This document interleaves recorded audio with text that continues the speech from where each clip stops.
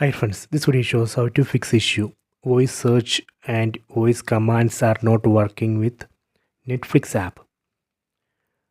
Go to settings, set settings icon from top right corner.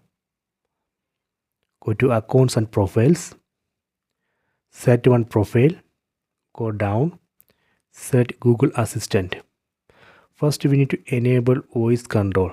See, voice control already enabled. Go down. Set searchable apps. Here you can see Netflix. See, right now Netflix has been disabled. That is a problem. That is why voice search or voice commands are not working. So here we have to enable Netflix. Done. After this you can check voice search or voice commands. That should work. So this way we can fix that issue. So please try this. I hope you have enjoyed this video. Please subscribe this channel. Please like and share the video.